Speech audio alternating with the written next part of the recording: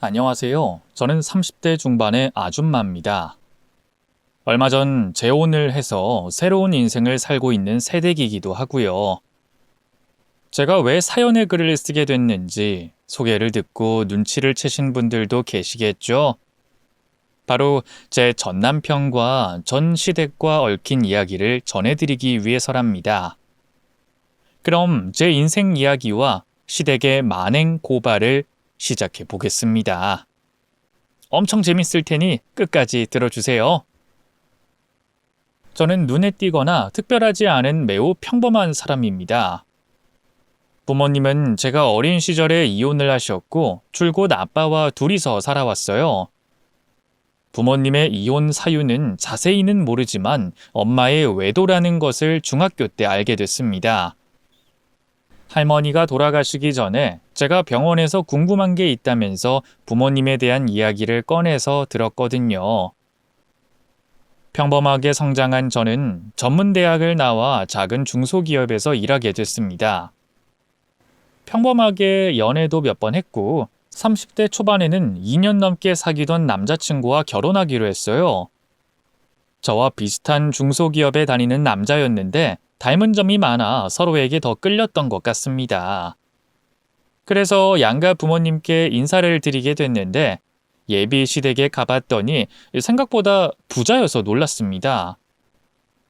단독주택에 집안도 엄청 화려하고 예쁘더라고요.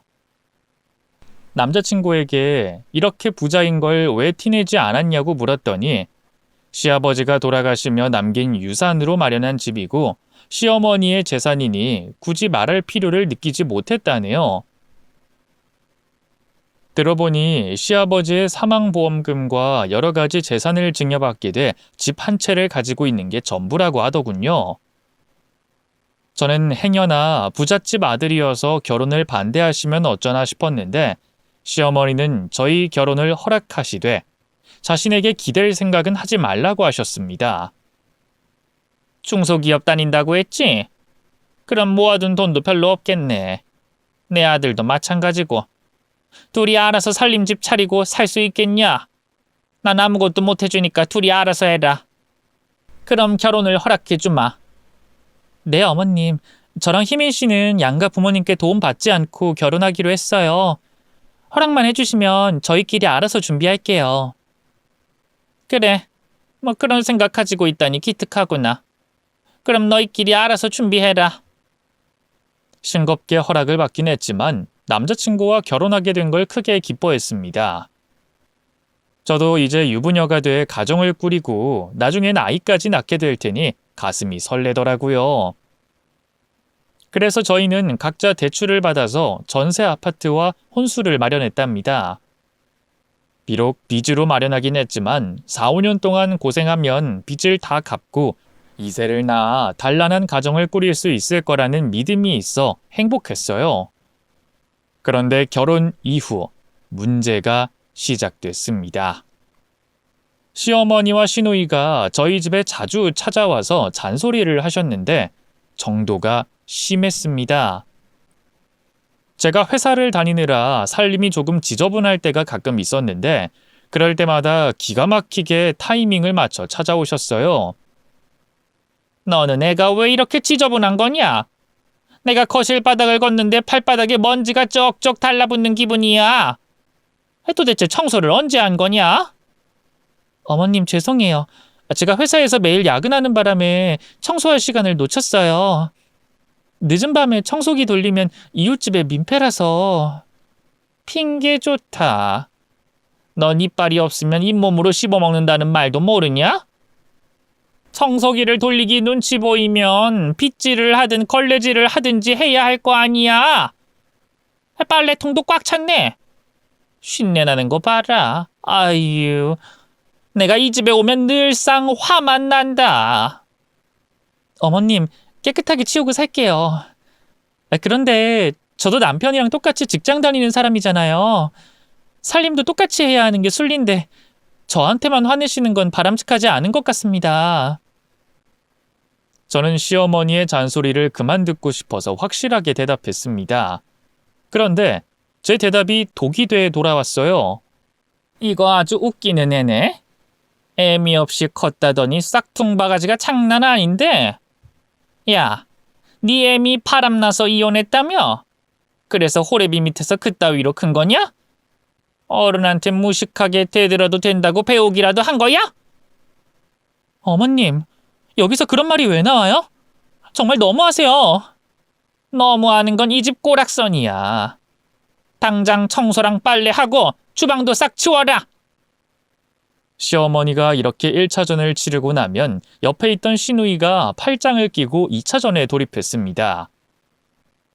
새언니, 쥐꼬리 같은 월급 받으면서 회사 생활하면 이렇게 집안꼴 만들어도 되는 거예요? 나 같으면 쥐똥만큼 돈 주는 회사에 충성하느니 칼퇴하고 와서 집을 돌보겠네요. 아가씨, 저희 부부는 한 푼이 아쉬운 상황이에요. 대출금 갚으려면 악착같이 일해야 한다고요. 아유, 불쌍해라. 그러게 학창시절에 공부 좀 하지 그러셨어요. 저나 아가씨 오빠 하나 똑같거든요. 비슷한 사람끼리 결혼했다고요. 그리고 아가씨는 대학교 중퇴라면서요. 그럼 고졸인데 학력 운운하시는 거 웃기다고 생각하지 않으세요? 어머머, 이 언니 좀 봐라. 전문대가 4년제 중퇴보다 낫다고 말하는 건가? 이봐요, 새언니. 그래도 나는 대학 동기들이 죄다 잘나가는 잘난 남자들 소개해준다고요. 난 언니처럼 구질구질하게 살지 않을 거라고요. 네, 암요. 그러시겠죠. 착각은 자유라고 마음대로 상상하세요. 아직도 취준생이면서 잘난 남자 만나서 결혼할 생각하다니. 아가씨 머릿속 구조가 궁금하네요. 뭐라고요? 새언니, 지금 말 다 했어요? 살림 똑바로 하라는 말을 했더니 이렇게 막말이 나고 말이야. 언니 가만 보면 인성에 크게 문제 있어요. 우리 오빠가 얼마나 많이 참고 사는지 안 봐도 비디오라고요. 암요. 제 남편은 제가 알아서 할 테니까 아가씨나 앞가림 잘하세요. 시집 가려면 취직은 하셔야죠. 그렇죠? 그렇게 시어머니와 시누이가 하는 말을 받아치면서 늘 좋지 않은 기분으로 헤어졌습니다. 남편은 중재를 전혀 하지 못하고 가만히 구경만 하고 있었답니다. 시모녀가 저희 집을 나가게 되면 그때부터는 남편과 3차전을 치렀어요. 당신 내가 욕먹고 있는데 가만히 있더라? 참 대단한 사람이야. 그거야. 내가 나서면 오히려 상황이 역효과가 날 것 같아서 그런 거야. 내가 당신 편 들어봐. 그럼 내 동생이 가만히 있겠어? 눈 똑바로 뜨고 날 잡아먹을 거라고. 우리 엄마도 한성질해서 크게 난동 부릴 거라고. 오, 그러셨어요? 아주 호인이 따로 없네. 이봐요, 호인나리. 덕분에 큰 싸움으로 번지지 않고 잘 넘어갔습니다. 고마워요. 제가 비꼬듯이 말했더니 남편은 고개를 떨구며 아무 말도 못했습니다. 늘 이렇게 메비우스 띠처럼 상황이 반복됐습니다. 시어머니는 제가 쉬는 날 발 뻗고 노는 꼴을 보지 못하셨어요. 주말이면 어김없이 시댁으로 불러서 뭐 좀 같이 하자고 하셨습니다. 제가 가을에 결혼을 하고 초겨울을 맞이했을 때는 산더미처럼 쌓인 배추를 김장했어요. 그 많은 김치를 누가 다 먹냐고 물었더니 친척들에게 나눠준다고 하더군요. 베풀면서 살아야 나중에 복을 받는다면서 말이죠. 그래서 허리가 끊어지도록 김장을 다 했는데 김치통에 옮겨 담고 나서 저에겐 한 통만 주시더라고요. 저와 남편이 먹을 양으로 적당하긴 한데 저희 친정 아빠의 몫은 하나도 없었어요. 제가 뼈 빠지게 고생했으니 받아가도 될 자격이 있는 것 같아 말씀드렸습니다. 어머님, 저희 아빠 거는 없어요? 친척들하고 나눠 드신댔으니까 저희 아빠도 포함되는 거 아닌가요? 뭐야? 사돈 어른 몫을 달라고? 야, 막말로 이거 다 내 돈으로 사서 만든 거 아니냐? 네 아빠가 김장값을 주는 것도 아닌데 내가 왜 줘야 하니? 제가 오늘 하루 종일 쎄 빠지게 고생했잖아요. 그럼 충분히 받아가도 되는 거 아닌가요? 어머, 얘를 어쩌면 좋아. 시댁 김장에 손 좀 보태줬다고 큰 걸 바라네. 가만 보면 넌 애가 낯짝이 많이 두꺼운 것 같다. 시어머니는 자기 합리화를 하시며 저희 친정아빠한테는 김치 한 쪽도 주지 않았습니다. 그러면서 시누이에게는 남자친구와 가족들에게 갖다 주라고 김치통 6개를 내놓더군요. 그걸 보니 아주 기가 막히고 어이가 없어서 말문이 막혔답니다. 이런 시댁과 자주 마찰이 있었는데 나름 받아칠 건 치면서 호기롭게 상황을 넘겼습니다. 물론 제 남편은 아무 도움이 되지 않아서 갈수록 밉상이었습니다. 그런데 시댁 스트레스를 잠시 잊으려고 남편과 가까운 인천 바닷가에 가서 바람을 쐬고 있었어요. 시원하게 바람을 쐬면서 머릿속을 하얗게 만들며 자유를 만끽하고 있었죠. 그런데 핸드폰 진동이 울리면서 자유를 잠시 멈춰야 했죠. 아빠의 전화였습니다. 여보세요? 아빠? 저기 저는 병원 간호사인데요. 김명철 환자분의 가족분에게 연락드린 겁니다. 네? 병원 간호사님이라고요? 저희 아빠가 무슨 사고라도 당한 거예요? 아니 그게 아니라 행인이 길에 쓰러진 김명철 씨를 발견해서 병원으로 데려오셨어요. 그런데 지금 검사해보니 대장암이라고 하십니다.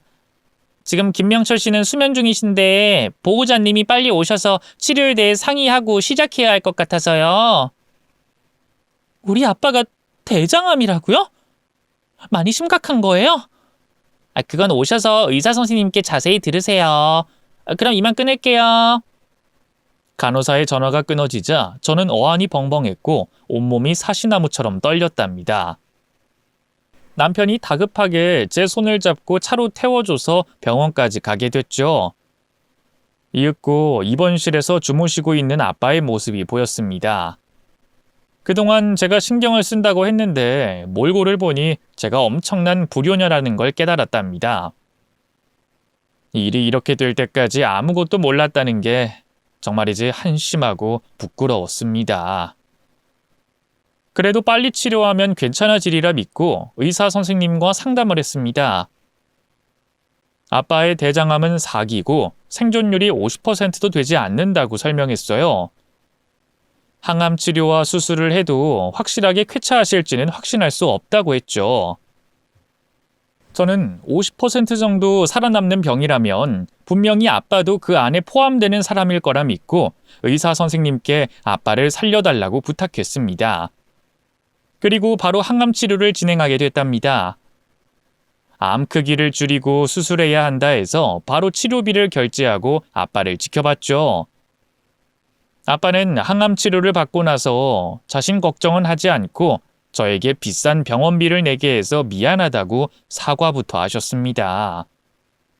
지은아, 병원비 비쌀 텐데 미안하다. 이 애비가 가진 게 없어서 바로 갚지는 못할 것 같아. 아빠, 지금 무슨 말씀을 하는 거야? 아빠 몸을 걱정하셔야 할지 왜 병원비를 신경 써? 너 결혼할 때 아무것도 못 해줬는데 이렇게 비싼 돈 쓰게 했으니 너무 미안해서 그러지. 나중에 내가 꼭 갚아주마. 안 갚아도 돼. 아빠 날 자꾸 불효녀로 만들지 마. 안 그래도 아빠가 암에 걸렸다는 이야기를 듣고 얼마나 내 자신이 한심하게 느껴진 줄 알아? 그러니까 아빠는 이 딸내미한테 다 받으란 말이야. 이제라도 딸 노릇하게 해달라고. 아빠, 내가 무슨 일이 있어도 아빠 살릴 거야. 의사 선생님도 내 뜻대로 될 거라고 하셨다고. 아이고, 우리 지은이가 언제 이렇게 컸대? 시집가도 아직 애기인 줄 알았더니 내가 틀렸구나. 고맙다, 지은아. 아빠는 항암 치료를 한 차례 받으시고 수술을 받게 되셨어요. 그런데 문제가 하나 있었는데 돈이었습니다. 암 환자의 치료와 수술비가 엄청 비싸서 저 혼자 감당하지 못할 것 같더라고요. 그래서 먼저 남편에게 병원비 이야기를 꺼냈습니다. 여보, 우리 아빠 수술비 좀 보태주면 안 될까?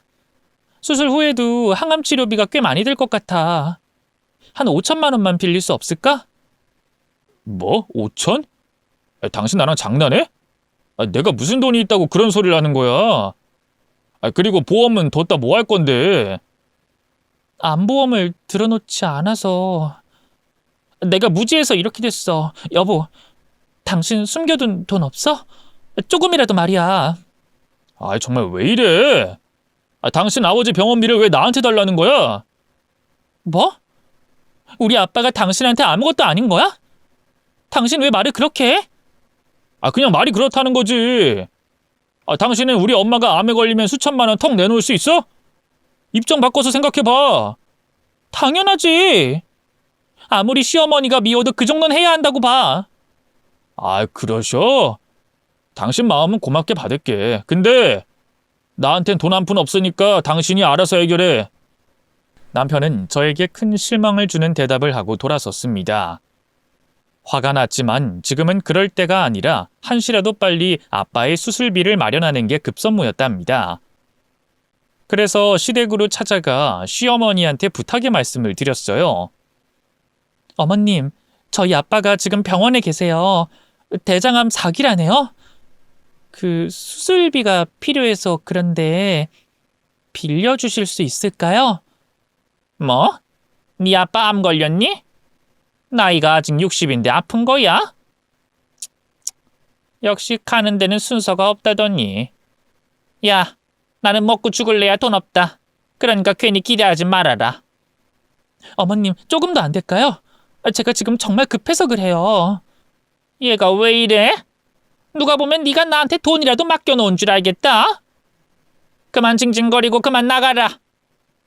시어머니의 거절에 시누이에게도 부탁의 말을 했더니 취준생이 무슨 돈이 있겠냐며 단번에 거절하더군요. 그래서 여기저기 전화를 돌려가며 돈을 빌리려고 해봤지만 다들 목돈을 빌려주는 게 부담이 된다며 거절만 당했습니다. 그래서 결국 저는 카드론을 쓰기로 했어요. 은행 대출은 더 이상 안 되니 이자가 비싸더라도 먼저 아빠를 살려야 했으니 대출을 받아 수술비와 입원비를 지불했습니다. 수술은 성공도 아니고 실패도 아니었어요. 완벽하게 암을 제거하지 못해서 또 항암 치료를 이어가야 했답니다. 아빠는 꿋꿋하게 잘 버티시며 몸을 조금씩 회복하셨습니다. 거동하시는 걸 보게 되니 이제 곧 쾌차하리라 믿었답니다. 그렇게 병원과 회사, 집을 오가며 바쁘게 살아가던 중 시어머니가 시댁에 다 같이 모이자고 연락이 왔습니다. 시누이가 결혼할 남자를 데리고 온다는 소식을 전하더라고요. 취직도 못하고 집에서 팽팽 노는 여자가 무슨 수로 결혼을 하는 건진 모르겠지만 일단 축하할 일이니 좋은 마음으로 시댁에 찾아갔답니다. 그리고 신랑감을 마주보게 되는데 굉장히 훈남이더라고요. 성형외과 전문의에 집안도 꽤 잘 산다고 하더군요. 도대체 왜 저희 시누이와 결혼하겠다는 건지 이해가 되지 않았습니다. 무슨 매력에 빠진진 모르겠지만 두 사람의 결혼은 진행됐어요. 그런데 웃기는 일이 있었으니 시어머니가 의사 사위를 들이면서 전 재산을 탈탈 털었답니다. 제가 아빠 병원비를 빌려달라고 했을 때는 돈 한 푼 없다며 쓴소리 하셨던 분이 사위한테는 개인 병원도 차려주고 신혼집과 혼수 그리고 외제차까지 싹 다 마련해줬답니다. 시어머니는 집을 줄여서 아파트로 이사했고 이제는 그 집이 남은 전 재산이라고 하셨어요. 이러나 저러나 시어머니가 하는 짓을 보니 너무 서운하고 섭섭했습니다. 제가 다급한 얼굴로 병원비를 빌려달라 했을 땐 네 집 개가 짖나 하는 표정으로 무시했으면서 의사 사위에게는 아낌없이 탈탈 털어줘서 집까지 줄였으니 구역질이 나더라고요. 여전히 아빠는 병원에 입원해서 치료를 받고 계셨습니다. 의사 선생님이 시간이 오래 걸린다고 하셨으니 아빠의 회복을 길게 기다렸답니다. 남편은 병원에 한 달에 한 번꼴로 방문했어요. 회사에서 바쁘게 일을 시키는 건 알겠는데 쉬는 날에는 집에서 대자로 뻗어만 있어서 저희 아빠는 늘 뒷전이었습니다. 그러던 어느 날 퇴근하고 병원에 들렀다 늦은 시간에 집에 들어갔더니 시어머니가 계시더군요. 그냥 찾아오신 것이면 별로 놀라지 않을 텐데 안방을 차지하고 주무시고 있더라고요. 그래서 작은 방에서 자고 있는 남편에게 이게 무슨 일이냐고 물었습니다. 여보, 안방에 어머님이 왜 계셔? 왔어. 엄마가 내 처남 병원에 신식 기계 들여준다고 집을 팔았나 봐. 뭐? 그럼 아가씨네 돈을 해주고 우리 집에서 살겠다고 오신 거야? 설마 아니지? 아니, 맞아. 엄마가 갈 데가 어딨겠어. 아들 집이 멀쩡하게 있는데 작은 원룸에서 살게 해드릴 순 없잖아. 여보, 나 내일 새벽같이 나가야 하니까 잘게. 나머지 이야기는 내일 하자. 그이는 무책임한 말을 하더니 코를 골며 자더라고요. 저는 이 상황이 너무 어이가 없고 기가 막혀서 잠을 설치고 말았답니다. 다음 날 회사를 다녀와서 저녁에 시어머니한테 이렇게 같이 살 수는 없다고 확실하게 말했습니다. 어머님, 저는 어머님이랑 같이 못 살아요. 아가씨네 부부한테 전 재산 다 쏟으시고 저희 집에서 사시겠다는 게 말이 돼요? 말이 안 될 건 뭐냐? 여긴 내 아들 집이잖아. 전세긴 하지만 내 아들이 들인 돈으로 마련한 거잖아. 어머님, 그렇게 따지면 여기 있는 혼수들 다 제가 해온 거예요. 지금 어머님이 앉아 계시는 소파, 어제 주무신 침대 모두 다 제가 해온 것들이라고요. 너 정말 더럽게 치사하게 구는구나. 이 엄동설안에 나더러 밖으로 꺼지라는 거지? 그래, 좋다. 대신 나 얼어 죽으면 네가 모두 책임져라. 가실 데가 없다뇨? 어머님 돈 없으세요? 사위 병원 차려주시고 집까지 해주셨으면 혼자 지낼 공간을 마련하지 못하세요?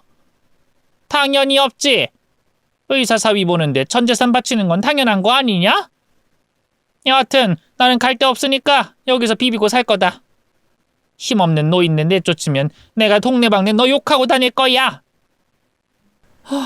어머님, 정말 너무하세요.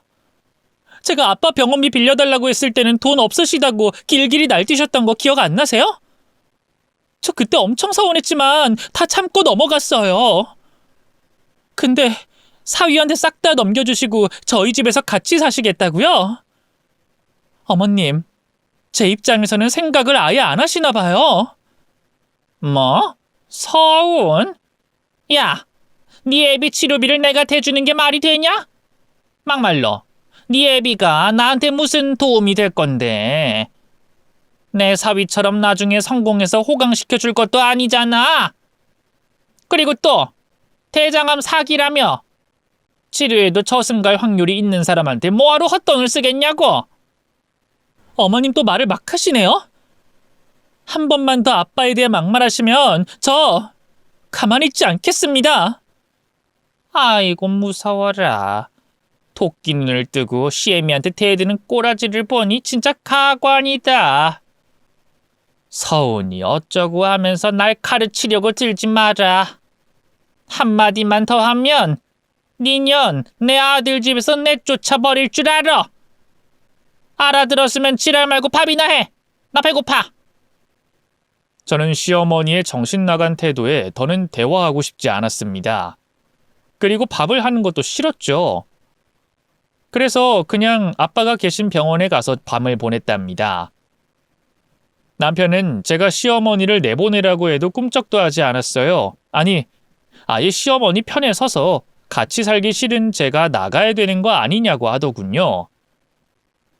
여태껏 이런 사람과 결혼해서 살고 있었다는 게 믿기지 않았죠. 그래서 다시 집에 가서 시어머니와 전쟁을 치르기 시작했습니다. 똑부러지게 신혼집에서 나가달라고 여러 차례 말씀드렸어요. 그 정도 했으면 좀 알아들으셔야 하는데 여전히 안방을 차지하고 계셨습니다. 저는 여러 가지 일로 스트레스가 극에 달해 있었는데 병원에서 연락이 왔어요. 항암 치료를 받던 아빠가 돌아가셨다는 말이죠. 항암제를 맞다 보면 종종 이렇게 돌아가시는 경우가 많다고 하더군요. 어쨌든 저는 병원으로 달려가서 아빠의 마지막 얼굴을 보며 오열했습니다. 아무것도 해드리지 못했는데 왜 벌써 떠나셨냐고 손을 잡아드렸죠. 그리고 마지막으로 사랑한다는 말을 귓가에 속삭였습니다. 장례식장에는 남편이 혼자 왔는데 하루만 있다가 떠나더군요. 일을 하러 가야 한다면서 말이죠. 안 그래도 실망을 많이 했는데 아빠의 장례식장을 끝까지 지키지 않고 도망치듯 일어나는 걸 보고 오만정이 떨어졌답니다. 저는 속마음으로 이런 남자와는 절대로 평생 같이 살 수 없을 거라 확신했어요. 그렇게 아빠를 납골당까지 모시고 난 뒤 집으로 돌아갔습니다. 여전히 시어머니는 안방마님 노릇을 하고 있었답니다. 저는 서운한 기색을 드러내며 왜 아빠 장례식장에 오시지 않았냐고 물었어요. 뭐라고 대답하는지 들어보고 확실하게 정을 떼어버리려고 말이죠. 어머님, 저희 아빠 빈소가 썰렁했어요. 어머님이랑 아가씨가 오셨더라면 아빠가 좋아하셨을 텐데 섭섭하네요. 서운 같은 소리 하네. 야, 지금 네 시누이가 임신 중인 건 모르냐? 내가 재수없게 장례식장 가면 거기서 귀신부터 와서 괜히 내 딸한테 악영향 끼치면 어쩔 건데? 네? 귀신이 붙는다고요? 아가씨가 임신한 게 그렇게 큰일이었군요. 정말 대단하십니다. 제가 괜한 말을 꺼내서 죄송해요. 알면 가서 밥이나 차려. 나 점심부터 굶었다. 장례를 치르고 온 저에게 밥상을 차리라고 하는 시어머니가 세상에 또 있을까요? 혹시 저 같은 취급을 받으신 며느님이 계시다면 제 마음을 헤아려 주실 수 있겠죠? 이렇게 남편과 시어머니한테 오만정이 떨어졌으니 계획을 세워서 이혼할 마음이었습니다. 감정대로 움직였다간 싸움에서 질 수 있으니 제대로 응징해 줄 생각이었죠. 그런 생각을 하고 며칠을 보냈는데 남편이 알아서 잘못을 저질러 주더군요. 저와 남편의 회사가 근거리에 있어 가끔 퇴근길에 마주치곤 했는데 남편이 퇴근하는 길에 여자와 팔짱을 끼고 걸어가더군요. 저는 핸드폰을 꺼내 동영상을 찍으며 뒤를 쫓았습니다. 그런데 그 사이 남편이 저에게 문자를 보내더군요. 야근하니까 시어머니와 둘이 밥을 먹으라는 메시지였죠. 지레 짐작을 해보니 남편은 야근을 핑계대고 이런 식으로 바람을 피우고 있었던 것 같아요. 두 년놈은 모텔까지 자연스럽게 들어가더군요. 저는 거기까지만 동영상을 찍고 돌아섰습니다. 그 정도 증거면 충분할 것 같았으니까요. 그리고 저는 혼자 밥을 먹고 술까지 마시고 집에 들어갔습니다. 시어머니는 제가 올 때까지 기다리느라 밥을 먹지 않았다며 밥 타령을 하더군요. 야, 넌 시엠이 굶겨 죽일 셈이냐? 내가 너 기다리느라 백가죽이랑 등가죽이 달라붙게 생겼어. 빨리 밥해. 어머님은 손이 없으세요? 발이 없으세요? 혼자 밥 차려 먹는 것도 못하세요? 내 집에 와서 안방 차지하고 시짜지라는 거 이제 그만하세요. 나가세요. 나가란 말이에요. 인연이 첫 돌았나? 너 술 마셨냐? 그래서 지금 나한테 술주정하는 거야? 술주정이 아니라 당연한 소리라는 거잖아요. 어머님, 아들 참 잘 키우셨어요. 다른 년이랑 모텔방에 가면서 야근한다고 구라를 쳤네요. 혹시 그이가 바람난 거 알고 계셨어요? 얘가 뭐라는 거냐? 내 아들이 뭘 어쨌다고? 너 자꾸 말도 안 되는 소리 말고 그냥 들어가서 자라. 내 밥은 내가 차려 먹을 테니까. 시어머니는 선심 쓰듯이 말하며 저를 방 안으로 밀어넣었습니다. 저는 그대로 쓰러져 잠들었어요. 다음 날 시어머니와 남편은 아무런 대화를 하지 않았는지 제 눈치를 보지도 않더라고요. 바람난 남편을 아냐고 물었으면 분명히 대화를 나눴을 텐데 모른 척하는 건지 헷갈리더라고요. 저는 답답하고 찝찝하게 넘어가고 싶지 않아 밥상머리에서 말문을 열었습니다. 당신 어제 여자랑 모텔 가는 거 봤어. 뭐? 그게 무슨 소리야? 나 어제 회사에서 빡세게 야근했는데. 바람? 당신 어제 술 처먹고 들어왔다더니 헛것이라도 본 거야? 헛것? 야, 이 개자식아. 내가 이 두 눈으로 똑똑히 봤어. 그리고 핸드폰으로 동영상까지 다 찍었다고. 그제야 남편은 솔직하게 대답하더군요. 아, 봤구나. 뭐 동영상까지 찍었다니까 발뺌 못하겠네. 맞아, 나 바람 피우고 있어. 근데 우리 둘 사이가 연애 때랑은 다르잖아. 우리 엄마가 집에 와서 지낼 때부터 당신이 나한테 어떻게 됐는지 잊었어? 정남이 떨어지는 말과 행동, 아주 진절머리가 났다고. 그래서 나한테 살갑게 구는 여자가 나타나서 연애 좀 했다. 됐냐? 바람 피우다 걸리고 한다는 말이 다 내 탓이라고? 더는 너 같은 인간 말종이랑은 못 살겠다. 내 집에서 꺼져! 네 애미 데리고 나가란 말이야! 야, 너 뭐라는 거야? 여기 내가 계약한 전셋집이야. 나갈 거면 네가 나가야지. 그리고 겨우 바람난 걸로 이혼하자고? 거참 웃기네. 야, 그렇게 따지면 대한민국 남자들은 모두 다 이혼당하겠네. 바람 피우는 건 마누라한테 문제가 생기면 일어나는 현상이라고. 이 멍청한 년아.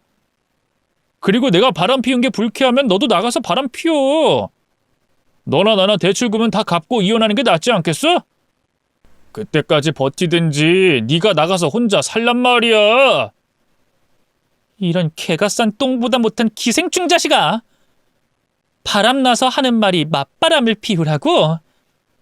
당신 발상 대단하다. 근데 어떡하지?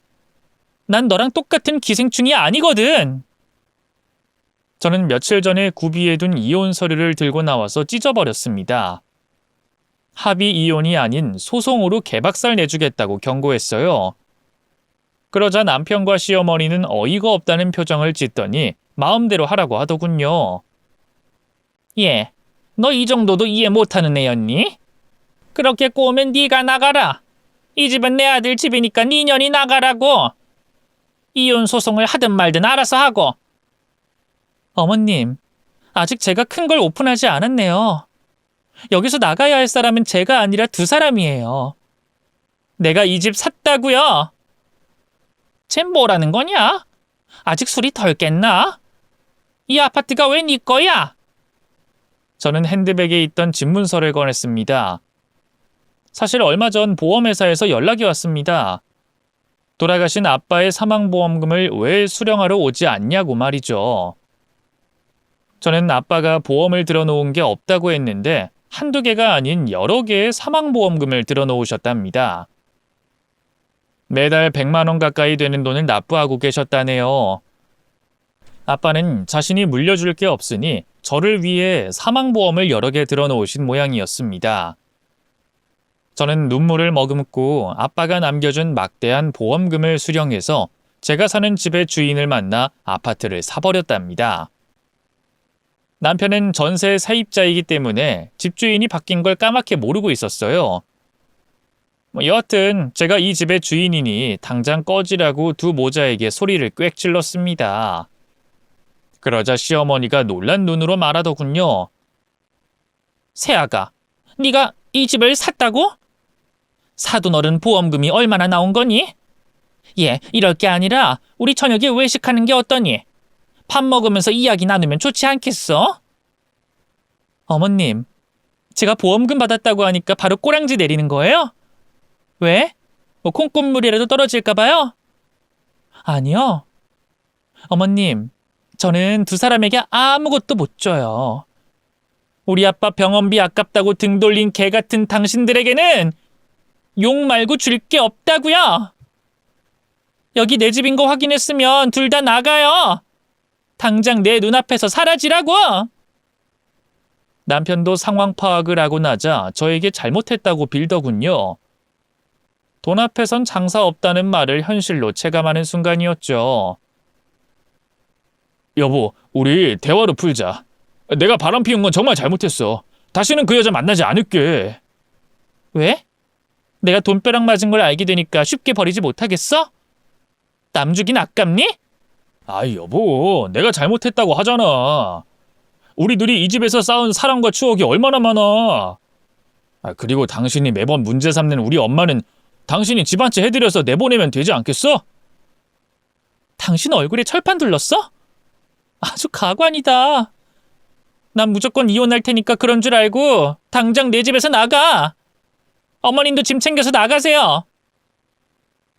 제가 열을 내자 두 모자는 제 앞에 설설 기면서 용서를 빌더군요. 시어머니는 친정아빠 장례식에 못 간 것과 그동안 막말해왔던 걸 사과했고, 남편은 바람 피운 것과 다른 모든 것들까지 다 미안하다며 제발 이혼만큼은 참아달라고 하더군요. 그래서 저는 악을 쓰며 꺼지라고 소리를 질렀습니다. 두 모자는 움직일 생각이 없었고 전세로 살고 있으니 어떻게 당장 나가냐고 하더군요. 생각해보니 제가 막무가내로 나가라고 하는 것 같더라고요. 그래서 제가 대충 옷짐을 챙기고 집을 나와버렸습니다. 그리고 바로 이혼 소송에 들어가게 됐어요. 소장을 받은 남편은 무조건 잘못했다며 제발 한 번만 기회를 달라고 애원했지만 저는 그럴 마음이 눈꼽만큼도 없어 확실하게 거절하고 법정에 그 일을 세웠습니다. 남편의 외도와 시모의 폭언과 막말, 인격 모독 등의 사유로 제대로 된 위자료를 받는 것으로 이혼 판결이 났답니다. 그이는 신혼집의 전세금과 그동안 모아온 얼마 되지 않는 돈을 저에게 탈탈 털렸고 시어머니와 둘이 집 밖을 나가게 됐습니다. 들어보니 당장 갈 곳이 없어 시누이 집에 찾아갔다네요. 시어머니가 차려준 집이었으니 거기서 먹고 사는가 보다 생각하고 잊어버렸죠. 그런데 얼마 뒤 소식 하나를 듣게 됐는데 시누이가 의사 남편과 살면서 바람을 여러 명의 남자와 피우다가 걸려 이혼을 당했답니다. 두 남매가 바람 피우는 유전자가 있는지 하는 짓이 똑같더라고요. 결국 의사 신랑에게 이혼 소송을 당해 시누이와 시모 전 남편은 빈손으로 쫓겨났답니다. 시어머니는 전 재산을 들여 시누이 남편의 집과 병원, 외제차를 선물했는데 시누이의 더러운 사생활로 인해 모든 걸 잃게 된 거죠. 모든 게 인과응보가 된 거죠. 그렇게 처참하게 망한 시댁 소식을 듣고 마음에 위안이 된 저는 아파트를 팔고 다른 지역으로 이사를 갔습니다. 위자료로 받은 돈과 아빠의 보험금을 더해 뭔가 도전해보고 싶었어요. 가만히 놀고 먹는 것보다 사람들을 많이 만나면서 일하고 싶더라고요. 그래서 생각해낸 게 식당을 개점하는 것이었습니다. 한식을 좋아했던 저는 먼저 요리 학원을 다니면서 기초를 배우게 됐고 셰프들을 섭외해서 한식당을 차렸어요. 목 좋은 자리에 차린 제 식당은 맛있다는 소문이 크게 나서 손님들이 줄 서서 먹는 곳이 됐습니다. 그만큼 일이 바쁘고 일손이 많이 필요해서 직원을 여러 명 채용했답니다. 직원 채용은 제가 할 때도 있었지만 셰프님들이 어느 정도 손발이 맞을 것 같은 사람들을 뽑고 싶다고 해서 직접 사람을 구하기도 했어요. 그래서 사장인 저도 일하면서 새로운 직원을 알게 되는 경우가 허다했습니다. 그러던 어느 날 가게에 나가 장사 준비를 하는데 문을 열고 들어오는 두 여자의 얼굴을 보고 깜짝 놀랐습니다. 전 남편과 이혼한 지 1년이 다 돼가는 시기였는데 왜 시모녀가 제 식당에 찾아왔는지 의문이었습니다. 그래서 무슨 일로 왔냐고 물었어요. 어머님, 아가씨? 여긴 무슨 일로... 아니, 제가 여기 있는 건 어떻게 알고 오신 거예요? 어머나, 네가 여기 왜 있냐? 여긴 우리가 오늘부터 일할 식당이야. 아, 박 셰프님이 새로 채용했다는 사람들이 두 분이었어요? 하, 이거 참 웃기는 인연이네. 아니, 악연이라고 해야겠죠? 제가 이 한식당 사장이에요. 뭐라고? 새애기 네가 여기 대표란 말이야? 어머머, 이건 하늘이 이어준 거다. 너랑 내 아들이 다시 잘 되라고 하늘이 다리를 놓아준 거라고. 무슨 그런 끔찍한 말씀을... 제가 미쳤다고 그 인간이랑 재결합을 하겠어요? 어머님, 아가씨, 일하러 오셨으니까 일하세요. 제가 내치진 않겠습니다. 시어머니와 아가씨는 제가 한식당 대표라는 걸 알게 되자 김칫국을 마시고 저를 전 남편과 재결합하길 기대하고 식당에서 일하기로 했답니다. 저는 단지 공과 사를 구분해서 일하라고 한 건데 말이죠. 그런데 시모녀가 일한 지 보름이 지나자 저희 직원들에게 자기들을 저와 한 식구라고 말하면서 이를 게을리했답니다. 제 시어머니자 시누이라는 말을 하면서 직원들에게 갑질을 했다는 겁니다. 셰프님이 저에게 와서 시모녀의 악행을 다 말해 주셔서 가만두지 않기로 했어요. 그래서 모두 퇴근하고 시모녀만 남았을 때 더는 출근하지 않아도 된다고 일러줬습니다. 어머님, 아가씨, 내일부턴 출근하지 마세요. 저랑 한 식구라고 말하면서 직원들한테 갑질했다면서요? 힘든 일은 다 피하고 카운터에 앉아 사장놀이 하셨다고. 역시 두 분 답네요. 제가 2호점 오픈 준비로 자리를 많이 비웠더니 그렇게 멋대로 일하시면 되겠어요? 아무튼 두 분이 일한 건 다음 주에 입금할 테니까 내일부터 나오지 마세요. 세아가, 너 일부러 우리한테 가게 맡기고 비운 거 아니냐? 내 아들하고 재결합하려고 우리를 이 식당에서 일하게 해준 거 아니냐고. 네? 과대망상이 아주 심하시네요, 어머님. 정신과 가서 치료 좀 받으셔야겠어요. 아가씨도 마찬가지고요. 어디서 말 같지 않은 재결합 같은 소리를 하십니까? 내가 인생 살면서 만난 최악의 세 사람이 있는데 그 중에 두 사람이 제 앞에 있어요. 바로 어머님과 아가씨라고요. 나머지 한 사람은 말하지 않아도 아시겠죠? 세아가, 너 왜 이러니? 정색하니까 무섭잖아. 예, 우리가 지금 가진 게 아무것도 없는데 이렇게 내쫓으면 어떡해? 세아가, 네가 2호점 내면 우리가 여길 맡아서 제대로 운영하면 안 될까? 우리 과거는 다 잊고 미래만 생각하자. 내 아들은 아직도 널 그리워하고 있어. 사실 오늘 너 보려고 여기로 오고 있다. 뭐라고요? 그 일을 여기로 불렀어요? 정말 가지가지 하시네.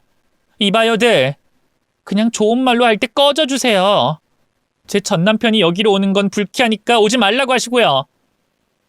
세아가, 일단 한번 만나봐라. 내 아들이 널 얼마나 보고 싶어 하는 줄 아니? 이왕 오고 있다니까 만나보고 결정해라. 어머님, 그이 여기 오면 큰일 나요. 뒤질지도 모른다고요. 그게 무슨 소리냐? 너 그 정도로 내 아들이 싫어진 거야? 그러지 말고 딱 한 번만 만나 죽어라. 이 노인네가 부탁 좀 할게. 나도 모르겠네요.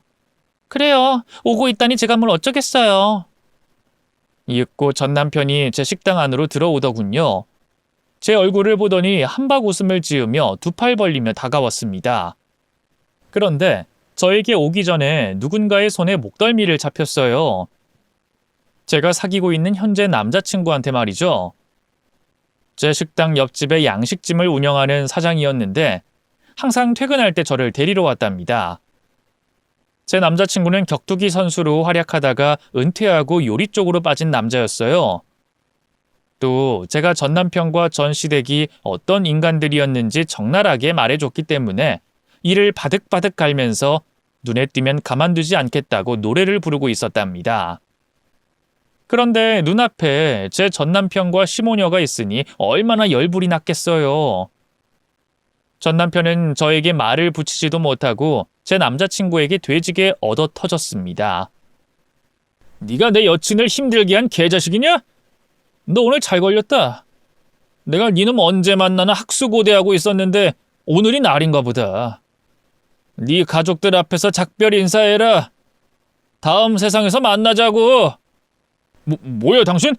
내 마누라 남자친구? 근데 힘이 왜 이렇게 센 거야? 이거 놔! 놔주세요! 아파요! 죄송해요! 그냥 갈게요, 형님! 제 남자친구가 전 남편의 팔을 꺾어서 바닥에 주저앉혔더니 형님 소리가 절로 나오더라고요. 궁상맞고 찌질한 그 이의 면상을 보니 다시 한번 하루빨리 이혼하길 참 잘했다는 생각이 들었습니다. 남자친구는 여자는 차마 손대지 못하겠다며 시모녀를 노려보기만 했어요. 그랬더니 겁을 먹고 두 다리를 벌벌 떨고 있더군요. 제가 딱이라도 한 대씩 날려주려고 했는데 똥 같은 년들에게 제 손을 더럽히기 싫어서 그냥 눈으로만 노려봤답니다. 시모녀는 결국 제 남자친구에게 겁을 먹은 채 헐레벌떡 식당에서 떠나더라고요. 전 남편은 여전히 팔을 꺾인 채 주저앉아 있었는데 말이죠. 남자친구는 오늘이 아니면 응징해줄 날이 없을 거라며 제가 그만하라는 만류에도 흥분을 가라앉히지 못했답니다. 그래서 결국 저는 식당 문을 닫고 차 안에서 기다렸습니다. 알아서 패든지 조지든지 알아서 하라고 전하면서 말이죠. 차 문을 닫고 있었는데 식당 안에서 들리는 전 남편의 비명소리가 또렷하게 들렸는데 그냥 조용히 앉아서 음악 듣듯이 즐기고 있었습니다. 10분 넘게 지나자 전 남편이 네 발로 엉금엉금 기어 나오더군요. 그리고 그 뒤로 남자친구가 뚜벅뚜벅 걸어서 제 차에 올랐습니다. 그이는 속이 시원하도록 손을 봐줬다며 저에게 기분이 어떠냐고 묻더군요. 자기야, 원수가 저지경이 된 걸 보니까 어때? 뿌듯하지? 별로? 그냥 몇 대 때려준 거잖아. 난 저 인간이랑 가족들이 지금보다 더 지옥 같은 곳으로 떨어지면 좋겠어. 어쨌든 뭐 자기가 패대기 좀 쳐주니까 속은 시원하네. 그럼 우리 데이트나 하러 가자. 그렇게 전 남편을 조진 후에 먹은 밥맛은 아주 그냥 개꿀맛이었습니다. 이후에 저는 남자친구와 연애 몇 달을 더 하고 나서 재혼을 했답니다.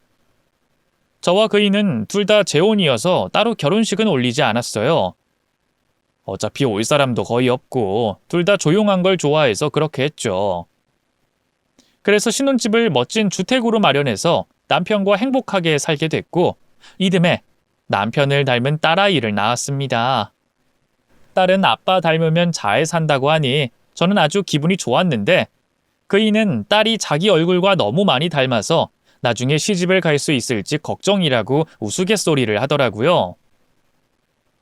제 인생은 아빠의 보험금을 받고 나서 확 달라진 건 확실한 것 같아요. 만약 아무것도 없는 상태였다면 이혼할 용기가 생겼을지도 모르겠고 지금처럼 열정적으로 살아갈 수 있을지 모르겠어요. 그래서 저는 돈이 사람을 웃고 울게 한다는 말을 전적으로 동의한답니다. 마지막으로 전 남편과 시모녀의 최후를 전해드려야겠죠? 세 사람은 시아버지가 남긴 유산을 시누이 남편에게 다 까먹고 원룸을 전전하며 각자 일을 하고 있는데 역시나 사람은 변하지 않으므로 일을 오래 하지 못하고 잘리기 일쑤였답니다. 전 남편은 다니던 회사의 여직원과 불륜을 저질렀기 때문에 직장에서 잘리고 재취업을 못해 계속해서 알바만 전전하고 있습니다. 지금 세 사람은 저렴한 월세를 찾아 전전긍긍하다가 아주 깡총까지 들어가서 살고 있다네요. 거기서 무슨 일을 하고 사는진 모르겠지만 아마 세월이 흐르면 흐를수록 점점 더 망해가고 망쳐나갈 것이라 확신합니다.